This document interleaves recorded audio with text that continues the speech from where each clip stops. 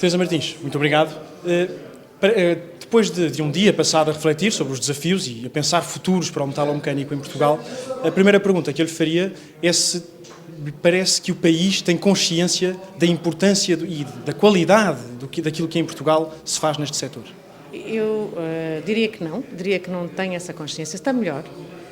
Os portugueses começam a estar cada vez mais bem informados e a valorizar a quantidade e a qualidade das empresas neste setor, mas claramente que muitos dos portugueses, o cidadão comum, não tem esse conhecimento. Eu posso até particularizar aquilo que são os fabricantes de componentes para o setor automóvel, ou seja, não são só da metalomecânica, são da metalomecânica, da têxtil, da eletrónica, mas eu garanto-lhe que a maioria dos portugueses não tem ideia que anda no seu dia-a-dia a conduzir um carro cujo as peças, muitas delas foram fabricadas aqui, ou se não é daquele modelo, um modelo semelhante ao seu, foram fabricadas cá.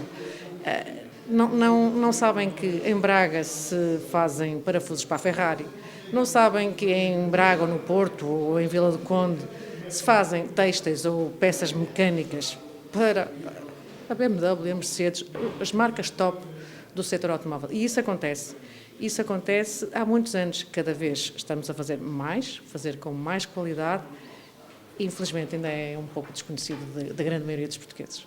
Incluindo dos decisores políticos, ou esses já têm mais alguma noção? Eu quero acreditar que esses têm alguma noção e eu posso também brincar um pouco e dizer que eu acho que eles vão poucas vezes ao norte, ou se calhar não vão as vezes suficientes ao norte. Deveriam estar mais presentes, deveriam estar mais perto dos empresários, das PMEs, também das grandes empresas, das multinacionais, porque nós precisamos delas.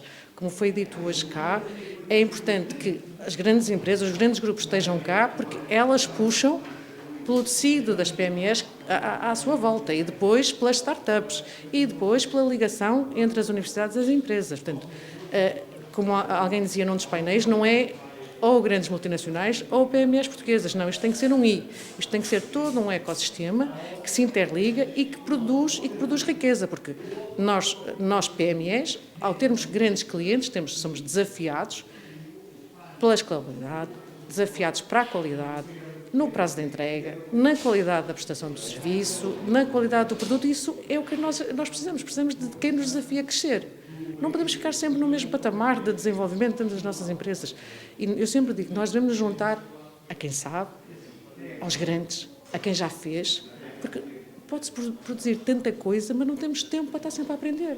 Se há outros que já sabem como é que se faz, porque é que nós ainda vamos estar, permite-me uma expressão, a dar com a cabeça, para depois aprender e saber como é que se faz? Vamos nos juntar a quem sabe. Portanto, este ecossistema de grandes multinacionais, que temos bons grupos, empresas nacionais grandes também, e que cresçam, é o que eu desejo, e que cresçam, mas elas depois ajudam a crescer as PMEs e ajudam a surgirem mais startups, mais juventude empreendedora, que traz conhecimento das universidades. Nós falamos hoje no primeiro painel aqui de inteligência artificial. A inteligência artificial é uma coisa, não é recente, é recentíssima. Nós estamos, há 2 anos atrás, ninguém falava de inteligência artificial como se fala hoje. Quem é que vem mais bem formado com isto? São os jovens licenciados, que têm que vir para as nossas empresas. Mas nós temos que ter capacidade de os reter, há quem goste do verbo reter, há quem não goste, como alguém dizia, que seja um verbo, mas nós precisamos que eles queiram ficar connosco, mas nós temos que ser capazes de lhes pagar o que eles merecem. Se me permite, aqui há umas semanas atrás, na semana do 25 de Abril, na verdade, um associado da IMAP mas notava na rubrica sucesso.pt, com preocupação, de que os jovens já não estão interessados em ir para a indústria, ou já não estão, de alguma maneira, preparados com a procura dessas qualificações. Nota isso também? Eu, quando criei a minha empresa há 20 anos atrás, eu conseguia cativar os candidatos às vagas de emprego que abria, dizendo que quem viesse desenvolver software para a Neo Advance depois ia vê-lo a funcionar na indústria. E os engenheiros que eu contratava vibravam com isso. Portanto, também gostavam do chão de fábrica como eu. Também gostavam de calçar o sapato de biqueira de aço e ir instalar e ver funcionar, porque todo o nosso software sempre esteve integrado com a linha de produção e, portanto, tínhamos que vê-lo a funcionar.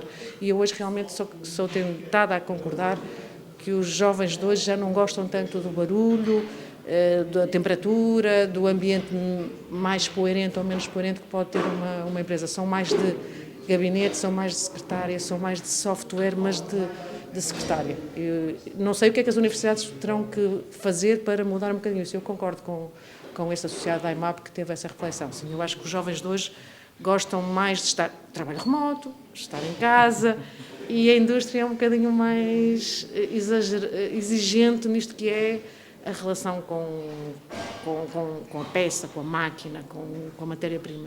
E, no entanto, estamos a falar de ocupações e de uma indústria em que os salários são comparativamente melhores até do que a média das outras, não é? E, portanto, até seria a partida mais interessante, não digo mais interessante, mas poderia ser interessante também, mesmo sem essas conveniências da flexibilidade de trabalho-casa e do teletrabalho, poder ir para a indústria.